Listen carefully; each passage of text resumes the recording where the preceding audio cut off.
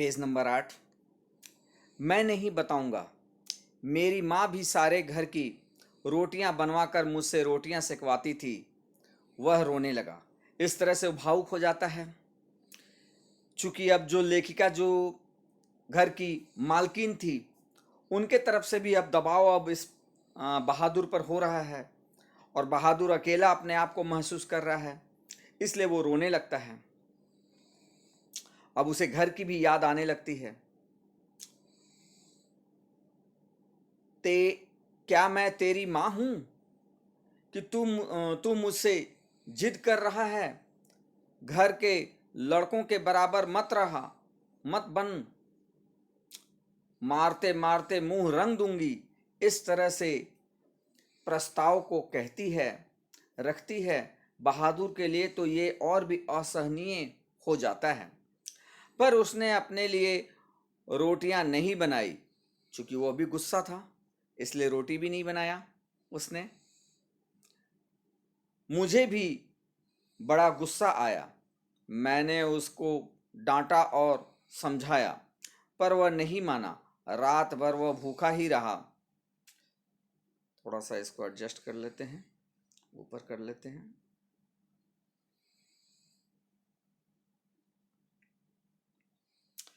पर सवेरे उठकर वह पहले की तरह ही हंसने लगा। उसने अंगीठी जलाकर अपने लिए रोटियां सेकी। अपनी बनाई मोटी और भद्दे रोटियों को देखकर वह खिलखिलाने लगा। फिर रात की बची हुई सब्जियों के साथ उसने खा लिया। तो उस रोटी को वो देखता है और देखकर खुश होता है कि शायद मैं भी अब रोटी बना सकता हूँ। और अपने कामयाबी पर वो खुश भी हो रहा है और दुखी भी है। रात की बची हुई जो सब्जी थी उसके साथ वो जैसे टेढ़े मेढ़े बने हुए रोटी को खा लेता है। लेकिन निर्मला का भी हाथ खुल गया था। वह उसने उसे कुछ भी चीज चढ़ बैठती, कुछ भी चीजों के लिए चढ़ बैठती थी। अब बहादुर से कोई भी गलती होती तो वह हाथ चला देती थी। उसको मारने वाले अब घर में दो व्यक्ति हो गए थे, और कभी कभी एक गाली के लिए भी दोनों मारते थे। तो एक गलती के लिए दोनों ही कभी कभी पिटाई करते थे, और कभी कभी लेखिका ही सिर्फ पिटाई करती थी, तो कभी कभी दोनों ही करते थे। किशोर भी आता था, किशोर भी उन्हें पिटता था।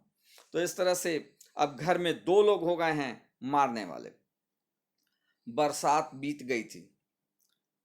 आकाश दर्पण की तरह छाई दिखाई देती थी।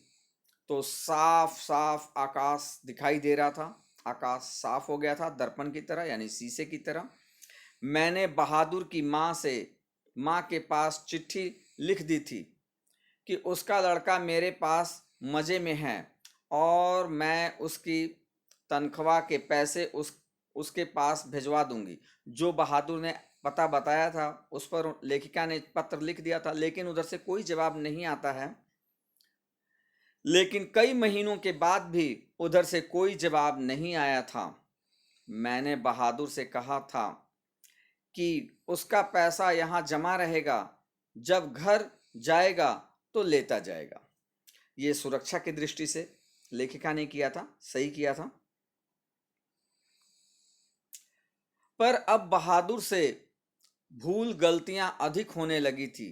शायद इसका कारण मारपीट था और गाली गलौज हो।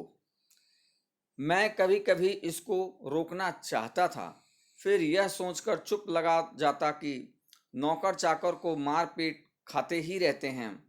एक दिन रविवार को मेरी पत्नी के एक रिश्तेदार आए। वे बीबी बच्चों के साथ थे।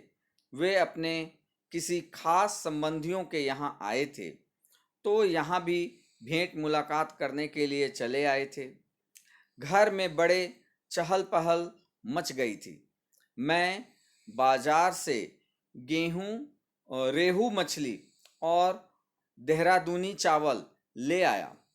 नाश्ते पानी के बाद बातों की जलेबियां छलने लगी। पर इसी समय एक घटना हो गई।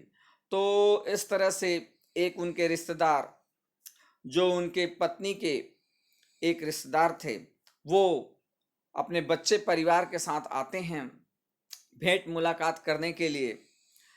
तो घर में चारों तरफ खुशियां हो जाती है, खुशियां और बढ़ जाती है। जब भी कोई रिश्तेदार कोई किसी के घर में आता है तो एक तो संख्या बढ़ जाता है, बातचीत करने वाले लोग बढ़ जाते हैं, आवश्यकताएं बढ़ जाती है, खुशियां बढ़ जाती है, बातें बहुत सारी बढ़ जाती है। यहाँ भी लेखक की बहुत सारी बातें जो है बढ़ गई है, बातचीत होती है इधर उधर की। फिर लेखक जो है रेहू मछली, जो मछलियों में काफ़ी मशहूर मछली है, रेहू मछली लाने चले जाते हैं और देहरादूनी चावल ले आते हैं, अच्छे चावल। इन चावल के साथ में अब बातों की जलेबी छनने लगती है। अचानक उस रिश्तेदार की पत्नी नीचे फर्श पर झुक कर देखने लगी।